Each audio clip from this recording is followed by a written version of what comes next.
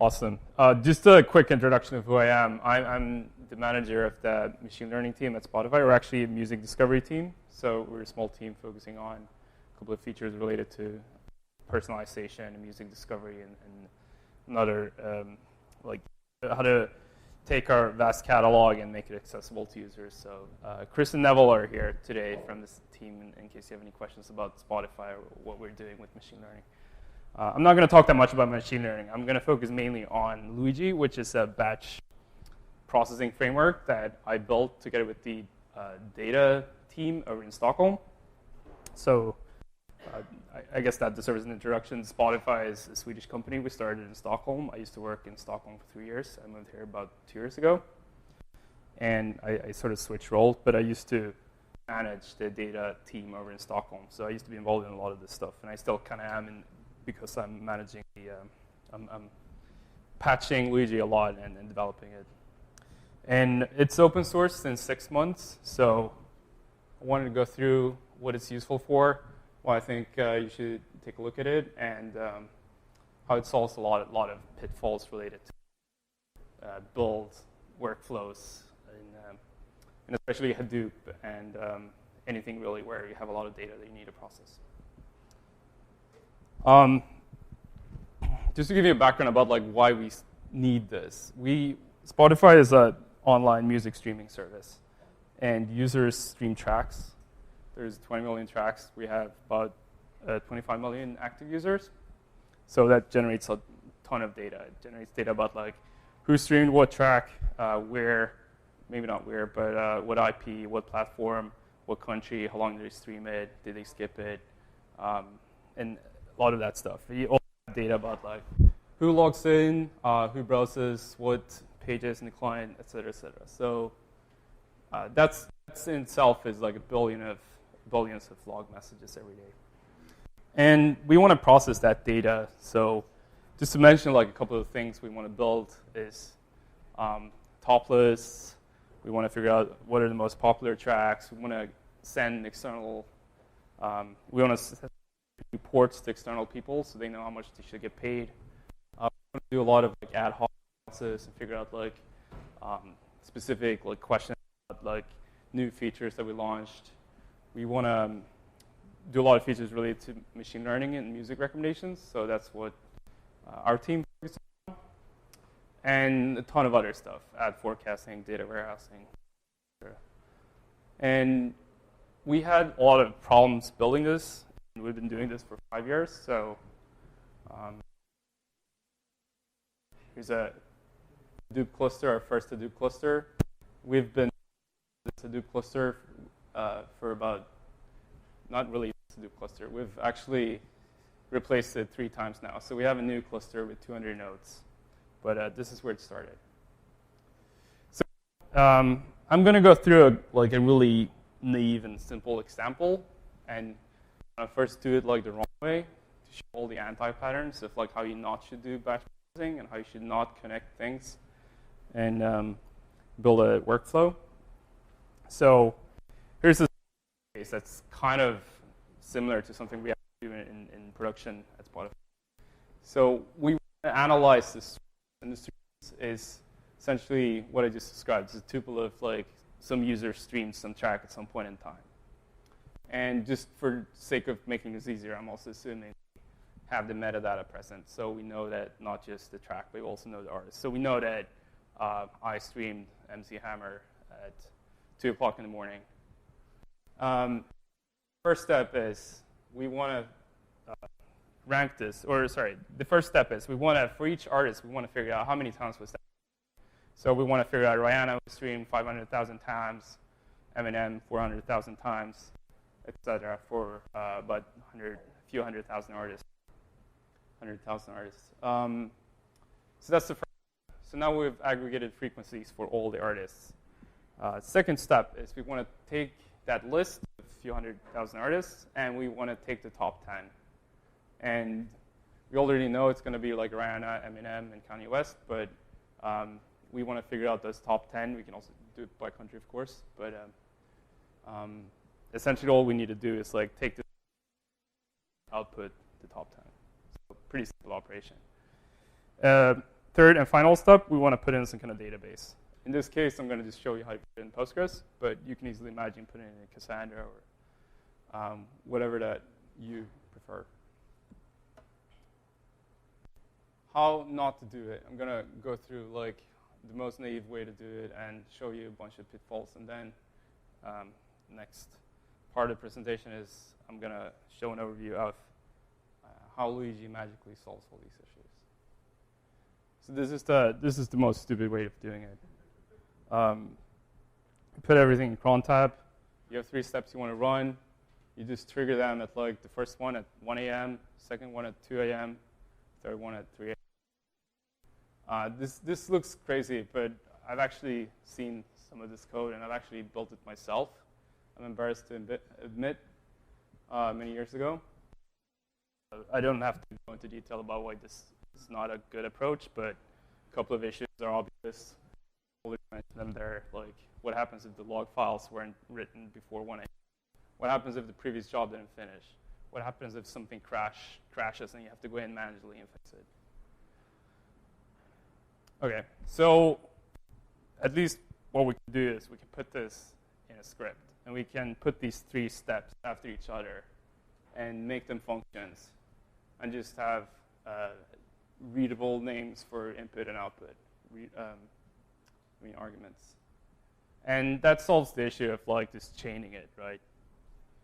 But and at least the cron tab entry is going to be pretty simple. Okay, so now we made something a little more easy. I think this is at least a little bit more maintainable. Okay, so what happens now? Someone writes a bug, or something screws up. There's something that's broken. There's going to be errors, and things are going to crash. And what is that going to cost? So I think everyone's like probably had problems with this. You have something creating a file that takes a while, and it crashes in the middle because there's an integer overflow or something like that. And suddenly you have this like partial output, and you have to go and clean it up. Or even worse, you have some other task reading that partial output and trying to like run this next step on it or something like that. And you end up with really bad data, and you have to go in and manually delete everything and rerun it from scratch. So at least one thing we can do is we can have some kind of try except around it and just delete the output, because we know the output is broken, so we should definitely delete it. All right, so problem solved. And now let's say we have 2 steps, and we run the first step. It works really well. Finally, no bugs. It finishes. But the second step fails because there's a bug there, and we want to rerun it. We fixed the bug, we think. We want to rerun it. We don't want to rerun the first step again, right? Because we already created that first step. So what we want to do is we want to just skip it. Okay, so that's also simple. So you can just add like a if not exists, and the problem is magically solved. And I think you're seeing where I'm getting to. Like you start adding more and more of this like boilerplate, and that's essentially what we kept doing for the first 2 years. And I don't think it's like a horrible approach. I just think like all these things add up. They add possible traps and errors, and they add a lot of unnecessary code and boilerplate that you don't necessarily want to deal with. Here's like something that adds a lot even more boilerplate. You want to have some kind of command line interface to this script. So you wrote this script, it's really cool.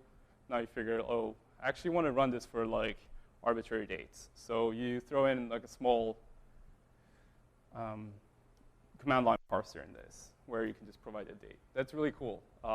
That's really good, but yeah, it's even more code. So you end up with more and more code. Maybe you also want to put in a for loop. Maybe you want to have some mechanism where it tries to run and check for the past 7 days and just make sure are the toplists created. If they aren't created, it will go back and create like historical toplists. So it makes sure like we have all like for each date we have all the toplists. So this adds even more code. And Nothing horrible again. I think this is pretty decent code. I just think there's a lot of boilerplate.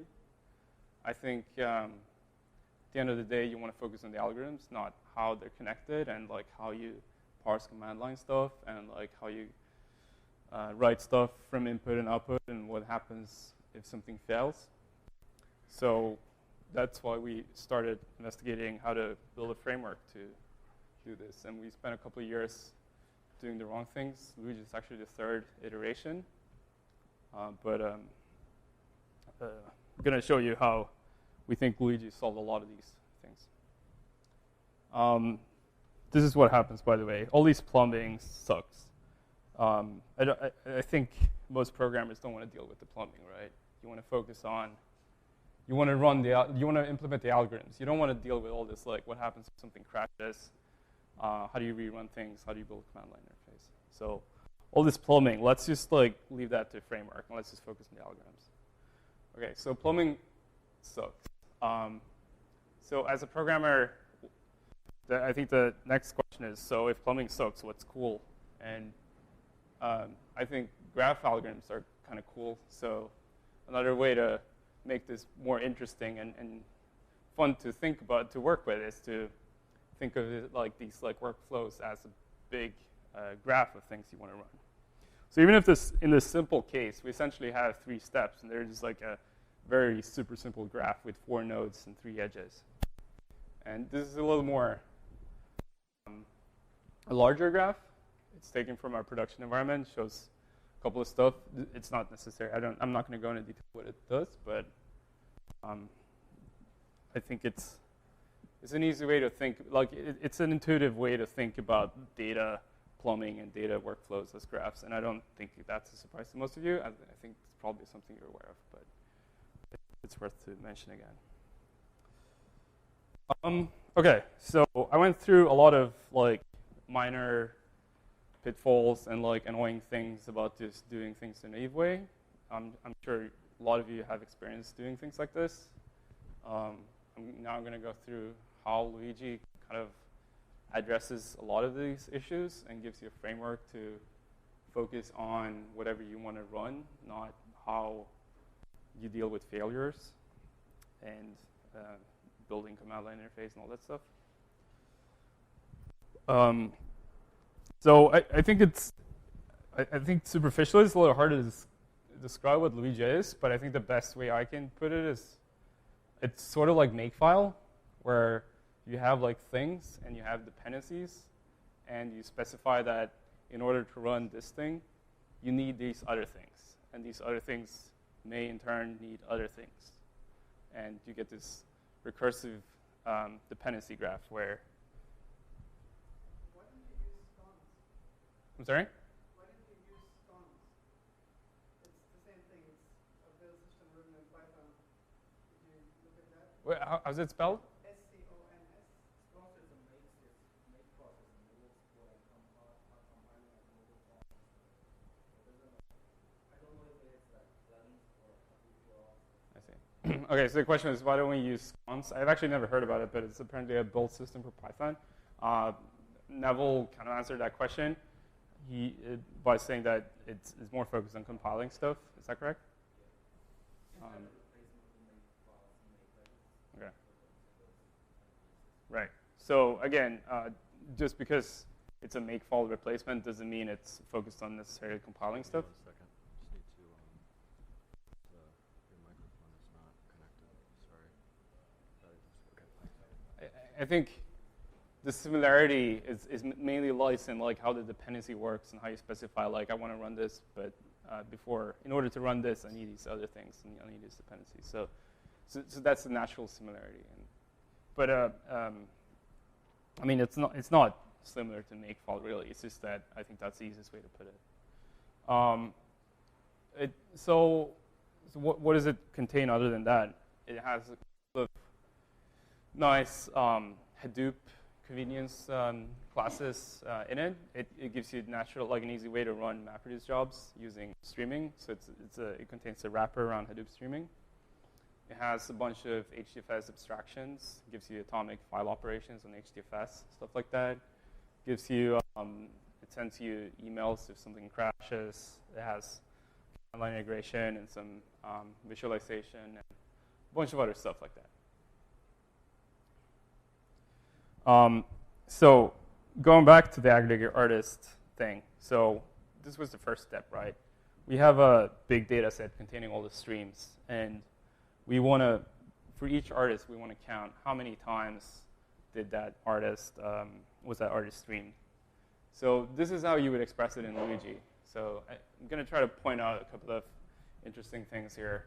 First of all, every task is essentially a piece of work, and they're all defined by subclassing the abstract Luigi task class. So in this case, we subclass it and call it aggregate artist, and that just means that this is a piece of work that we want to run.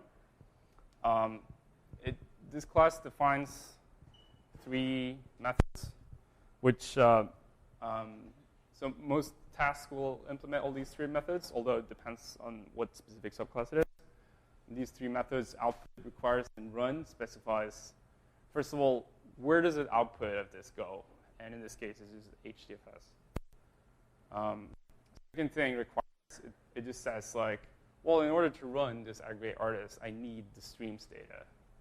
And the third thing, run, it specifies like, how do I actually run this? Like, what's the code that does this? And another couple of cool things that might not be obvious is you can just open streams using this, and you don't have to care about if it's on HDFS or local or SCP or whatever. It just magically wraps it and gives you a stream-like object back. Same with writing stuff. You can just open it like that, and it gives you a stream-like object, and you can write to it, and it's atomic. You don't have to think about all these issues. Cool. And it also gives you command line interface. So you can just run your script like this, and it's automatically going to expose all the tasks, and you can just run it like this. Later I'm gonna go back and like add some more complicated stuff to add dates and parameters and stuff like that. So this was like a very simple task, and in the most basic case, you just subclass the Luigi task, and then you implement some specific thing you want to run in the run method. But there's also a couple of ready-to-use classes in Luigi that you can do subclass for. And one of them is the MapReduce class. That just wraps Hadoop streaming, and it gives you a simple way of running a Hadoop job with very little boilerplate. We also have some other tasks to run Hive jobs, insert data into Postgres. We have some internal stuff to like move stuff into Cassandra, SCP things, or dump things from databases and stuff like that. And it's pretty simple to just add new task types. Okay, so Luigi is, at its core, a very abstract just workflow management tool. But as I said, it focuses on Hadoop, and it comes with a toolbox for doing a lot of Hadoop-related stuff. And one of it is running MapReduce in Python. It's a pretty simple interface. I'm going to show you a code example in 1 second, so just hold on. All you need to do is just implement mapper and reducer.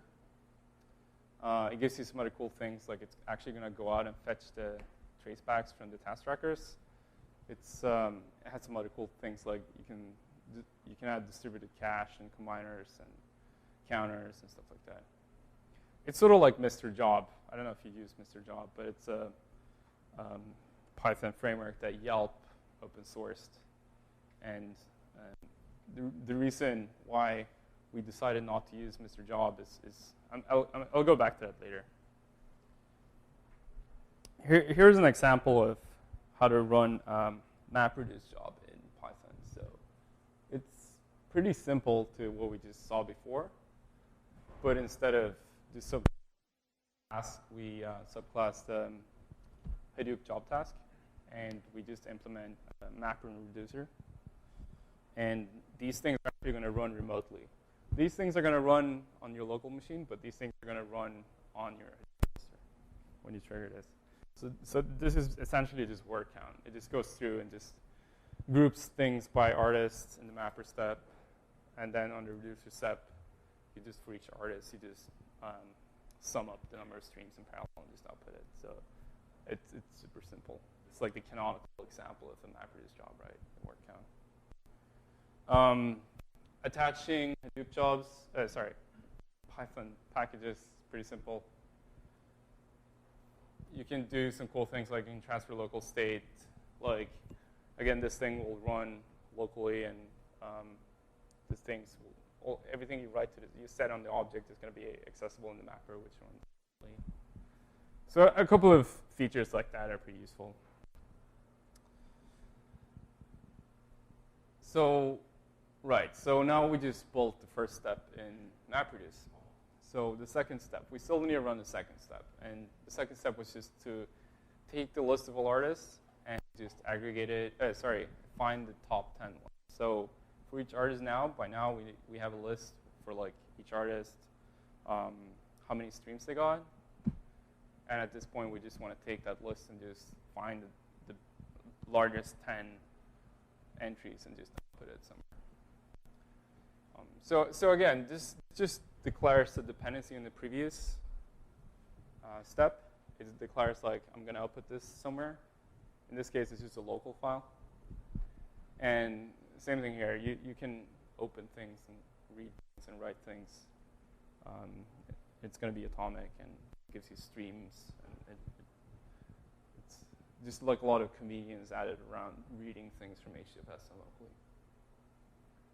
And then the third step is just an example of how you can have other types of tasks, like in this case, you insert something in a Postgres. So this is something that we use a lot. It's maybe not useful to everyone, but it's just an example of how you can define classes that do all kinds of different things, and how you can integrate it in your workflow and do things like inserting things in a database.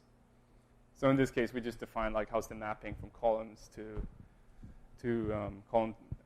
data types, and a couple of things like what's the table and password and blah blah. So now we can run it, and so what happens here is it sort of works like Makefile here. We just say that we want to run the last thing. We just say we want to run the top 10 list, and it's going to automatically go to the top 10 and say, well, in order to insert this into the database, what kind of previous steps do I need first? And it's going to figure out, well, I need to aggregate the artist first. And in order to do that, in order to insert the stuff in a database, you need to figure out the top 10 artists. In order to do that, you need to aggregate the artists, right? So it's going to recursively go back and figure out all the dependencies, right? And then it's going to run them in some order from top to bottom, where you follow the dependency graph.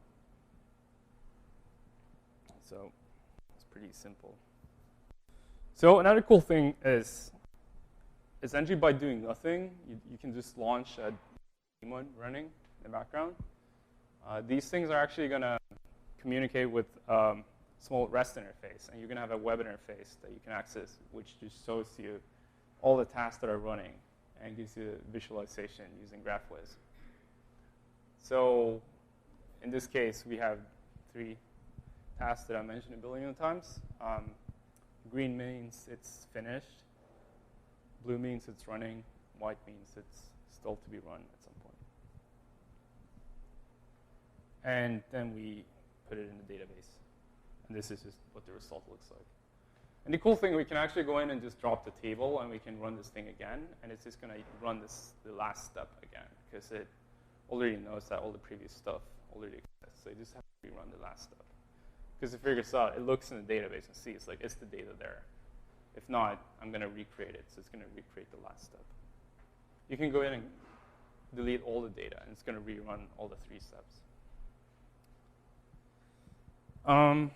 Right, so this was a very simple example. I'm going to go into detail about like how you can customize things and add parameters. It's kind of a conceptually interesting way to customize things, but nothing complicated really. So we have these tasks, and maybe you want to add like a date for those. So you just want to be able to tell Luigi that I just don't want to run this for any specific period. I want to run this for this specific date, right? So the way you do this in Luigi is you add all these parameters in the class scope, and it just tells Luigi that like these fields are all like attributes that belong to the tasks, and they're customizable.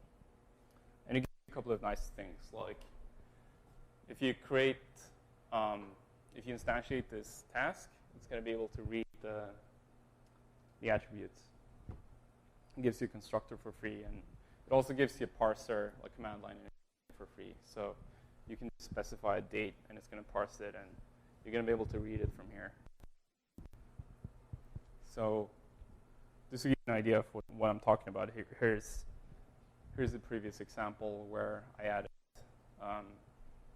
dates. So in this case, the streams, it's an external thing. It's like the logs that are synchronized from our production environment. We customize them by date, so we can refer to like a specific log, a specific collection of log files. And actually here we specify date interval, which is not just date, but a range of. Okay, well, I want to run this aggregate artist job, but I want to run this for a range of dates. So in the requires method, I just say, well, I need all these individual dates in the date range. But you don't even have to change any of the code. If it's a MapReduce code, if it's a MapReduce job, it's actually going to be the same code. You just have to change the requires method. And here's what the visualization looks like. In this case, we run this with a week here, and it's gonna declare a dependency on all the individual dates in that week from Monday to Sunday. Okay, so a couple more features. The cool thing about Luigi is that since it actually knows all the tasks and their dependencies, it gives you a very simple way to just add parameterization by just using the flag workers, and it can figure out, because I have this entire dependency graph. It can essentially figure out what things I can run independently. So in this case, we say, well, we want to run with parallelism, and it's going to run these three in parallel. Just like a simple feature. Another cool feature is that catching tracebacks and just emailing them comes straight out of the box. You don't need to set up anything. You just need to configure an email address, and everything that fails is going to be sent to your email address.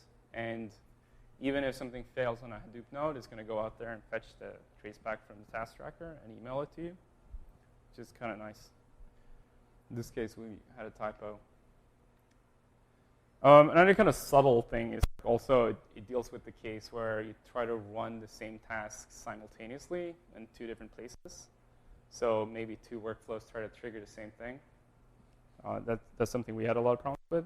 So the same server that does the visualization also figures out what things are running. It already knows everything that's running everywhere. So we can say, like, sorry, I'm already running this. You can't run this anywhere else. So it has a simple locking mechanism to avoid running the same thing twice.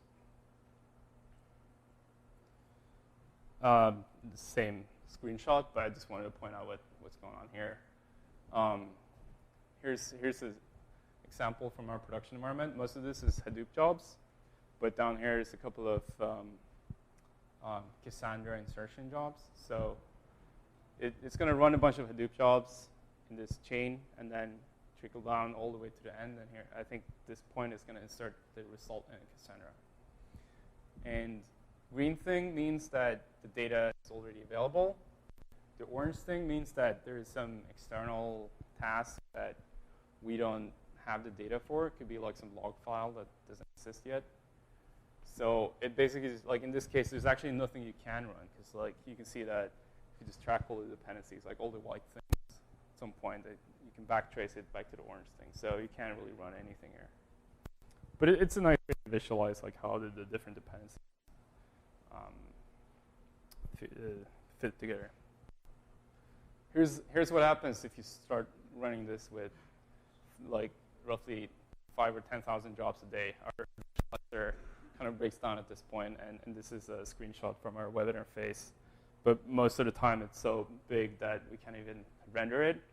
I think we need to spend some more time figuring out how to render large graphs. But I mean, it's kind of a nice problem because it means that we use Luigi for a lot of stuff, and it's really convenient. The only problem is that we run it for so much stuff that you can't render it at this point.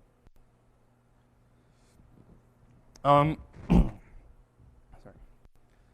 So I wanted to go through a couple of misconceptions about Luigi, or rather, like, frequently asked, like, a lot of common misunderstandings about Luigi, because a lot of people ask me, like, how is this different from X? And I'm going to go through a couple of examples of X. So there's a package to do MapReduce in Python called mrjob. And Luigi is not trying to replace it. mrjob gives you a really convenient way to run MapReduce jobs in Python using Hadoop streaming. It gives you Amazon EC2 support and stuff like that. Luigi tries to do a lot more other stuff on like just running Hadoop jobs. Luigi focuses on how you declare all these dependencies and how you can build like arbitrary things that aren't just running Hadoop jobs. It could be importing from databases or SCPing files around or whatnot. Luigi doesn't really help you with the scalability.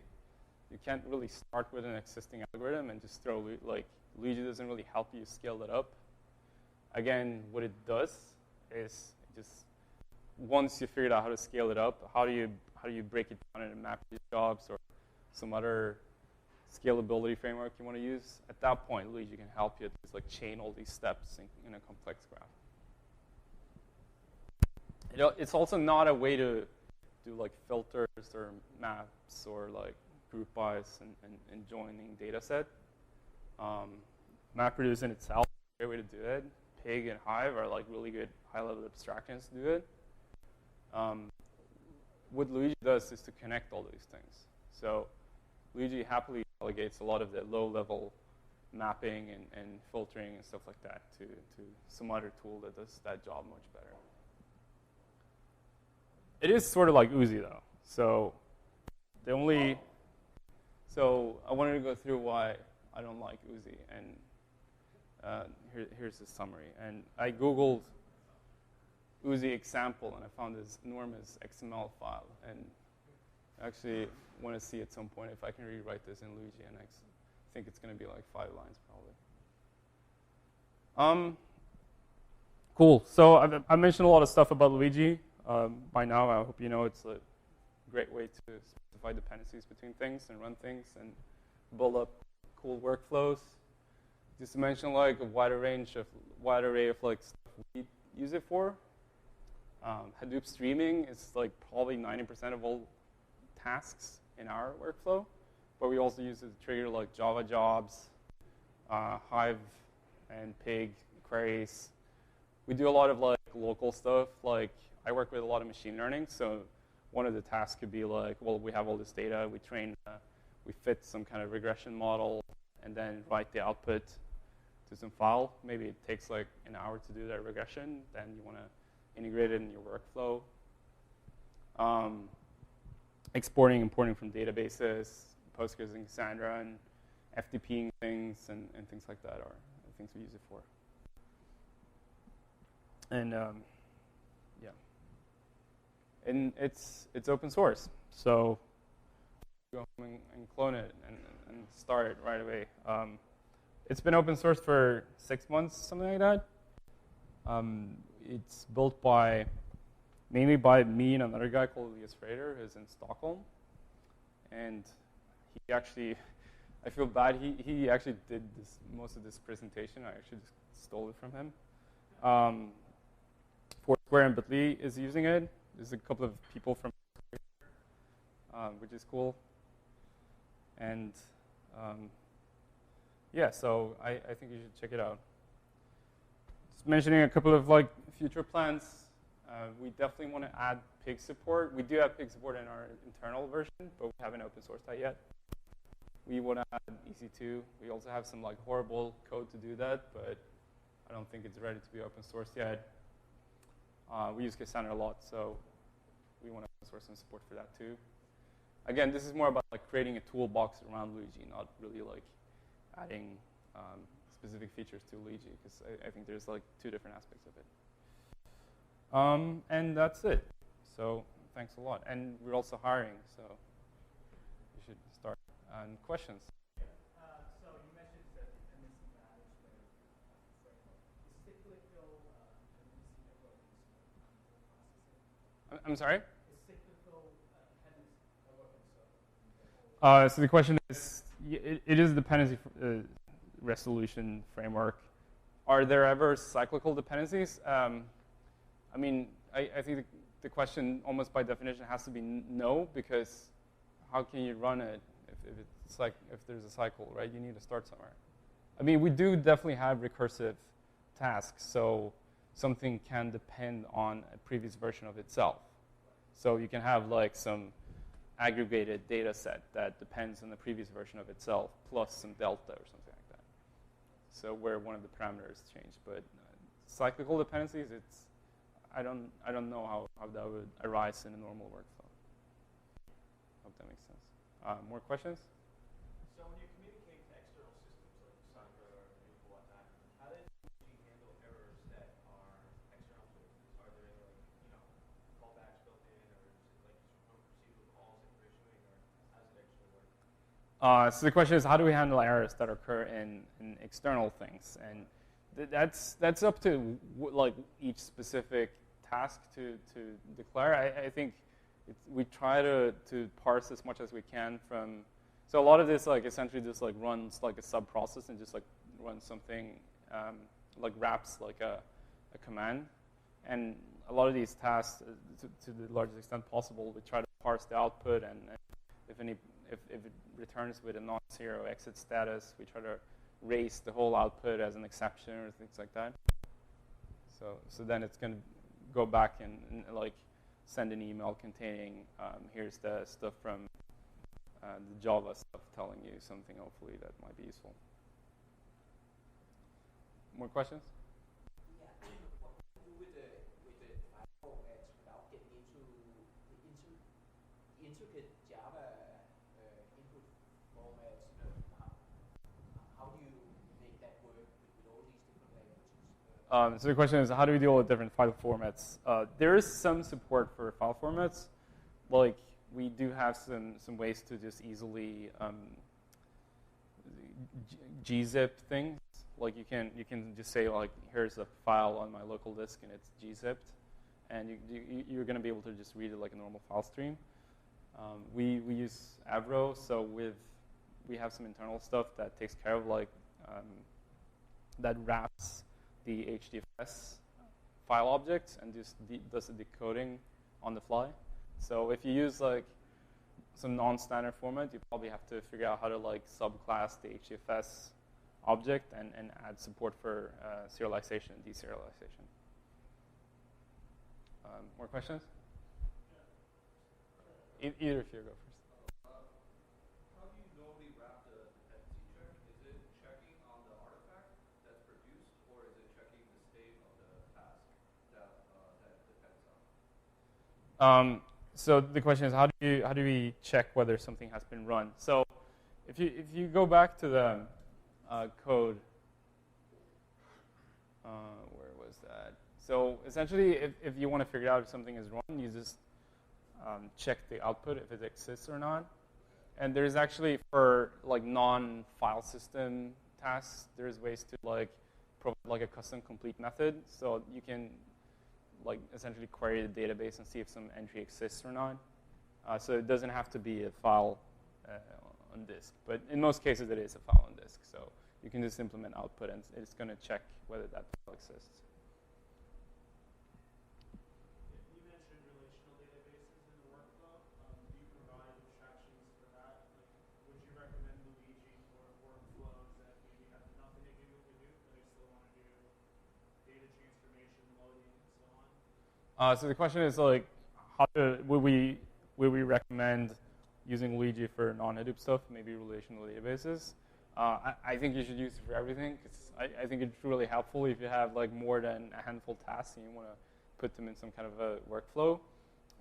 That being said, the only thing that we support right now is Postgres, but that's just like that's just like a simple task, and it's really like super simple to just take the Luigi task and subclass it and customize it in ways you want it to make it kind of like an independent task that has some kind of check to see whether it's been run or not. So if you end up adding support for MySQL, feel free to submit a pull request. It'd be awesome. More questions? Do you have a timeout if the service state is taking too long? Question is, can you have a timeout if something is taking too long?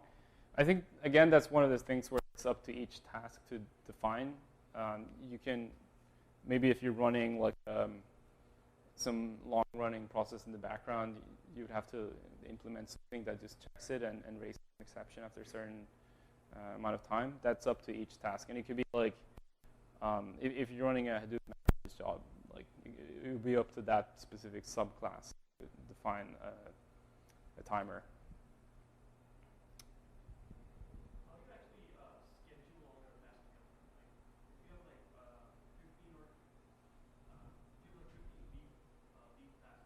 You probably will have like 15 schedulers, which you don't then run their activities all the way up. So the question is, how do we schedule things to run like all the leaves? The simple question, or the simple way to do it, we often have just a wrapper task that just declares like everything that has to be run for a certain date. So if we have some workflow that is supposed to generate recommendations every night, we can say that at the end of the day we have this like dummy task that just requires that, well, this type of recommendation has to be created, and this type, and this type, and this type, and this type. So you just have to say, well, go and create this dummy task, and then it's going to schedule everything backwards. So I think that's the easiest way to schedule things, a lot of things. On the same topic, can you schedule continuous tasks? So as soon as an artifact of a certain time period becomes available, the job will run. So the question is, can you schedule continuous things? Yes and no. It's a little trickier than that. There's some crude support for that, but it's mainly meant to like you run a script and then it's gonna like go back and like sort of like makefile like check all the dependencies and see what it has to do. And usually that means that whatever it can run is gonna run, but if it can't run anything, it's just gonna exit, and you're gonna have to try again later. So you usually just put it in cron and say try every minute or something like that. But there is some support, because you can have, because I mentioned this thing about the locking service. You can have tasks like running on different processes, and you have this locking service, and that one has some information about what's finishing. So I think in principle, some simple cases would be handled by that, but more complicated cases there's not support for yet. But it'd be cool to have some kind of push mechanism to also like trigger things based on availability. Yep. Can you share what your roadmap is? What are you looking to do with this in the next year or two? So the question is, what's the roadmap? I think the roadmap right now is mainly adding support for just building out the toolbox. I really want to add pig support. I think EC2 support would be really nice too. There's a couple of more like fundamental changes, like how can we use this to run things in more like real time and stuff like that. But those are more like, I think, long-term things. I don't know if we're gonna realistically start working on that now. But it's open source, so feel free to submit a pull request at some point if you have some cool stuff you want to add. More questions? So does every intermediate step write to persistent storage? So if there's a failure downstream, the task only has to go back one step, or go back further with any dependencies? I didn't hear all of that. Sorry, can you repeat that? Does each step write to persistent storage so that you have a copy of every intermediate step in the chain? Oh, I see. The question is, does each step write to persistent storage? Right now, that's I think that's like the base case. We can have, there's some ways you can support like having intermediate things that are just temporary files. And there's some semantics to support temporary files that will automatically delete themselves when they go out of scope. It's a little tricky to use it in practice. I think that's one of the small things I want to make easier. So if you have like a long chain of jobs, you can have like temporary outputs in the middle of it, and just at the end you will have some persistent output. What we actually use in practice is we put all of those things in a special directory, and then we just have like a simple cron script that just goes in and deletes it. And that's actually kind of nice because it means that if something crashes in that long chain, you can resume it. As long as you don't resume it like, then it's going to be wiped out. Is there support for transactions? So if something breaks in the middle, we can have a look at. So the question is there support for transactions? I think the idea is that every task is like independent of other tasks. So like there are transactions, but only on like a file system level. So even if, so I think, so in most cases your task only writes one single output.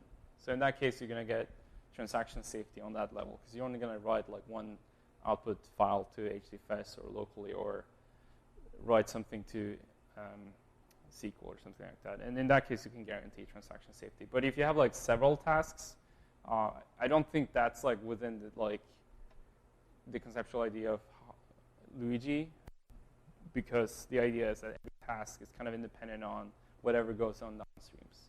So at least X can finish, but if Y breaks, that shouldn't affect whether X gets committed or not, if that makes sense. What underpins the visualizations? You said it was like a REST interface. The question is, the REST, sorry, there's two different interfaces. The REST interface and on is a web server that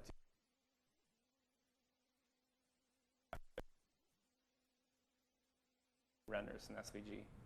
But something we want to do, actually, you asked about the roadmap. Something I forgot to mention that we really want to do is figure out how to draw large graphs so we don't get this stuff. So we've been working on some JavaScript graph rendering libraries. And I think something we really want to do is like have like a web interface, like the job tracker, where you can see like here's of everything that's running by who and how much time it's taking, what's the eat and stuff like that. And that's something we really want to do soon. Mike Bostock wrote a lot about integrating Python with D3.js, something you might want to look at. Okay, cool. Did you see D3? JS. Yes. Yeah. We've looked at D3.js as a way of visualizing these guys, and I think there's some kind of prototype internally that we just have to clean up and make a little more pretty. One problem with big and with high is that you have to go in and make your own user-defined functions, and you sort of have to define your data types. And how does this work in Luigi's? I mean, how easy is that? So the question is, how does Luigi help you define UDFs, user-defined functions in Hive and Pig?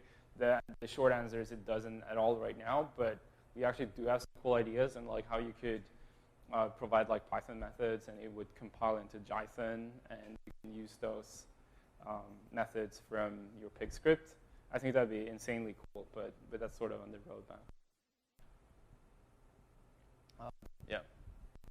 There's semantics for like saying the artifact is there, but let's say don't run the next task until maybe the file is a certain size. So like this notion of batching. Let's say I want to take everybody's trade orders, but then don't actually execute the trade until I have 100 of them, for example. Would that be the responsibility of like the next task, or are there embedded semantics for like sleeping or?